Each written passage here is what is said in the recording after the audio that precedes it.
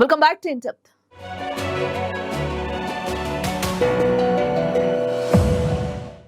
చికిత్స కోసమని లండన్ చెక్కేసి విచారణ నుంచి తప్పించుకున్న పాకిస్తాన్ మాజీ ప్రధాని ఎట్టకేలకు మళ్లీ పాకిస్తాన్ చేరుకున్నారు.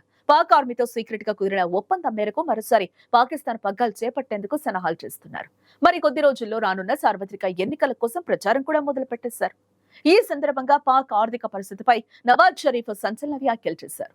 పాకిస్తాన్ ప్రస్తుతం అలవికాని ఆర్థిక సమస్యలు ఎదుర్కొంటోంది. ఎడాపెడా వచ్చి పడుతున్న సమస్యలతో దాయిది దేశం సతమతమవుతోంది. అయితే పాకిస్తాన్ దివాళా తీయడానికి కారణం ఇండియా, అమెరికాలు కాదంటూ ఆ దేశ మాజీ ప్రధాని నవాజ్ షరీఫ్ స్పష్టం చేశారు. మన దరిద్రానికి మనమే కారణం తప్ప మరొకటి కాదని వ్యాఖ్యానించారు. మన కాళ్లను మనమే నరుకున్నామంటూ పరోక్షంగా పాకిస్తాన్ ఆర్మీపై తీవ్ర విమర్శలు చేశారు.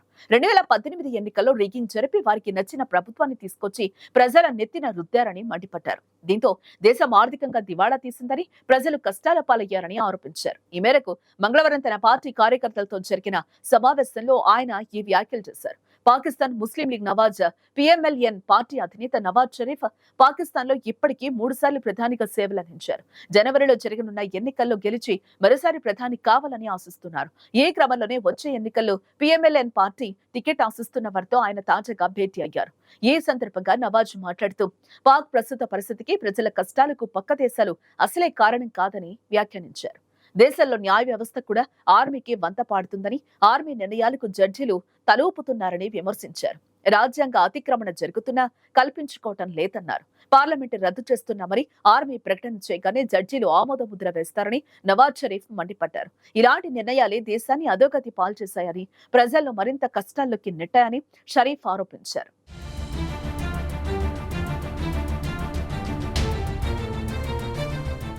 నాలుగోసారి పాక్ ప్రధాని కావాలని నవాజ్ షరీఫ్ భావిస్తున్నారు. అయితే 1993లో, 99లో, 2017లో తమ ప్రభుత్వాన్ని మిలిటరీనే కూల్చిందన్నారు.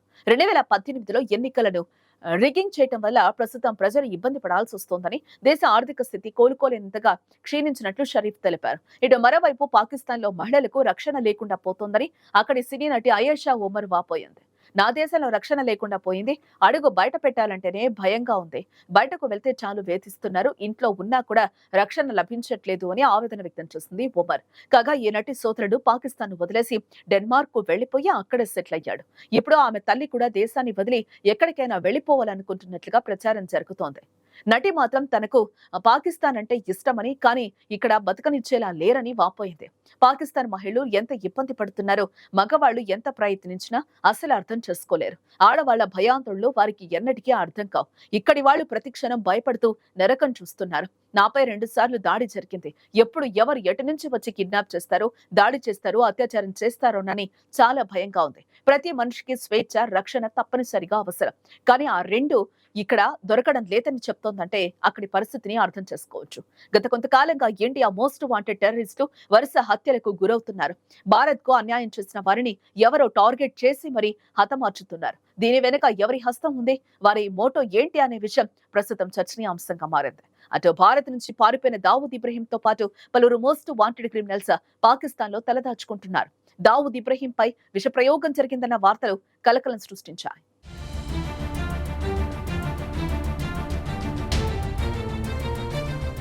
ఒక్కసారిగా కుప్పకూలడంతో దావూద్ చావు అంచెల వరకు వెళ్లివచ్చాడని సమాచారం. అయితే తన ఆరోగ్యం ఇంకా విషమంగానే ఉన్నట్టు పాకిస్తాన్ సోషల్ మీడియాలో కోడై కూస్తోంది.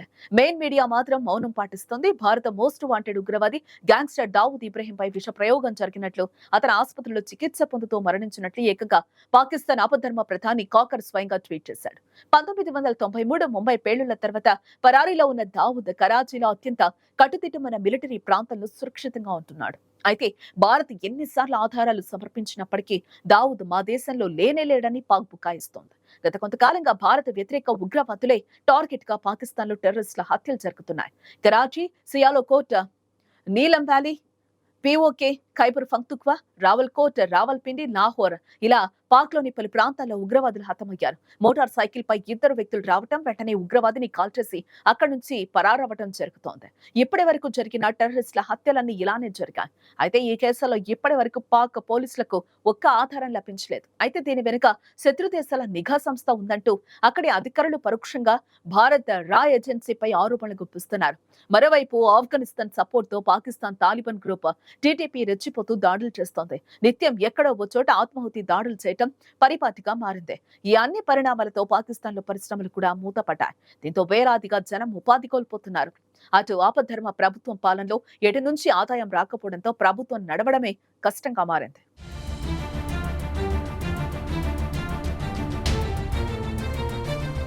ఇప్పటికే పతనావస్థకు చేరిన పాకిస్తాన్ ఆర్థిక వ్యవస్థ కారణంగా తినడానికి ప్రజలకు తిండి కూడా దొరకడం లేదు. అప్పుల కోసం విదేశాల చుట్టూ తిరగడమే అక్కడి రాజకీయ నాయకులు, అధికారులకు నిత్యకృత్యమైంది.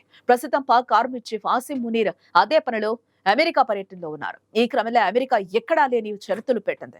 ముఖ్యంగా పొరుగు దేశం భారత్ తో వాణిజ్య సంబంధాలు నెలకొల్పాలంటూ మెలికపెట్టింది. చైనాను దూరంగా ఉంచారని ఆదేశించింది. దాంతో పాకిస్తాన్ కు ఇబ్బందికరమైన పరిస్థితులు తప్పడం లేదు.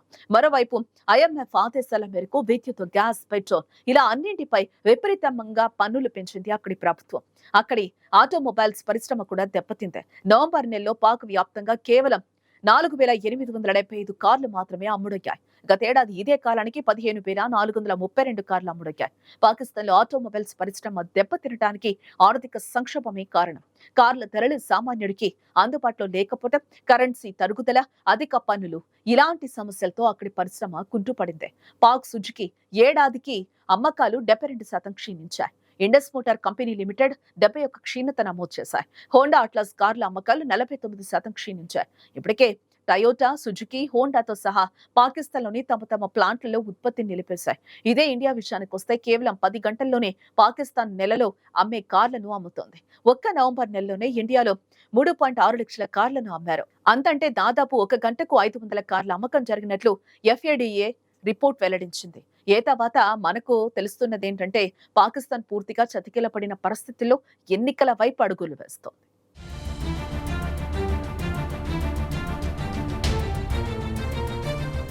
సో చూసారుగా, ఇది వాళ్ళ చెప్తా. మరిన్ని అంశాలతో మరింత చెప్తా కలుసుకుందాం. Thank you for watching. చెప్పాల్సింది చాలా ఉంది, చూడాల్సింది మిగిలే ఉంది.